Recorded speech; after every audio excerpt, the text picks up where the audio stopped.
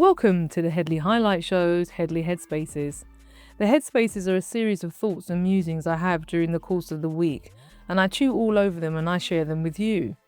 Before I jump in, I just want to thank all those people who have listened to my show this week on the replay and all of my new subscribers on YouTube. I have 217. I'm aiming to get to 500 by the end of April. So if you can help with that, that would be fantastic. If you could like, retweet, share, hit the notification, subscribe, so that every time I put something up, you will be the first to know. And you can also make a donation at my website, which is deniseheadley.com. So this headspace is called Europe Seems to be in a State of Hysteria. Last week, Friday, I covered the interview where President Zelensky went to the Oval Office and effectively disrespected President Trump and the American people by behaving in a way which was seeking to litigate the Ukraine question on television in front of the cameras. Incidentally, before the meeting, he met with somebody called Victoria Nuland, who has been a key architect in the Ukraine war and the funding of that through USAID and regime change. When he arrived at the Oval Office, he was requested to wear a suit and he didn't wear one. So automatically, meeting your adversaries, okay, Victoria Nuland is part of the Democratic Party, part of the Obama administration as well, also campaigning for them, also being requested to dress a particular way, and then you don't do that, it's going to cause adversaries and adversarial environments before anything starts. And that's part of the reason why we are where we are. And I've said that, Europe is in a state of, almost like mass hysteria. So after that whole exercise took place, that there was supposed to be another press conference and a dinner, and this did not occur. Apparently, Zelensky was removed, and within, hours, you saw him given an interview to Fox TV, and you also saw him fly to the UK, where he stood with Keir Starmer and shook his hands. And the European Union convened 2 emergency meetings, and Mr. Macron suggested that Europe, not individual states, start to think about much more militarization with them at the helm. Now, the problem with this response is that Mr. Trump, after these meetings, Zelensky flying to the UK, he immediately paused all of the aid to the Ukraine, including weapons, money, and then he talked about removing intelligence support.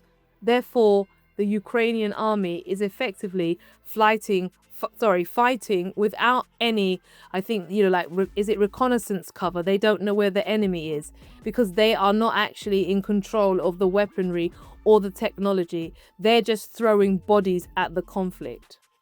And the response of Europe has been one of hysteria as a consequence of that. And I'm of the opinion that their behavior and them pushing for, as Mr. Trump said in the meeting, you're playing with the lives of millions of people. You are playing with World War III. You can't unhear that comment. I think they are in that vein, and they're becoming seen as basically talking to themselves and advocating for more and more war. The more I look at this situation and how it's progressing, it seems to me that the peace in the Ukraine is going to be forced onto Europe with or without their consent. Apparently, the Trump administration is already speaking to opposition leaders in the Ukraine because I think a condition of the ceasefire is going to be elections. And once those elections are allowed to take place, because currently the Ukraine has not had elections and Mr. Zelensky is a dictator, he's not in a position to sign any agreement. I personally think the 100-year deal with Starmer is null and void. Anyway, separate headspace. The elections will see Mr. Zelensky removed, and a government that's favorable to Russia will be the likelihood of those elections. Don't forget the demography of the Ukraine will also have changed, where you have in the Donbass those individuals went through a referendum and they will be eligible for voting. So you've got more people who are Russian leaning going to be voting in that election. And once Mr. Zelensky is removed, what then becomes of the European project? Europe has funded this war considerably. They want to continue doing so, but they know that they can't go it alone without the Americans.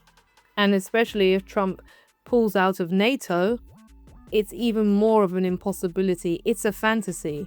And I think that fantasy is fueling the hysteria and the lunacy that the European Union's leaders appear to be descending into, in my opinion. What made it worse is that Jack Rubio, the Secretary of State, and I'm going to play the clip for you, basically said that Russia was also provoked in the war. Not that Ukraine were invaded by a terrible bully of a country, or that their plucky nature was keeping them alive and prolonging the war.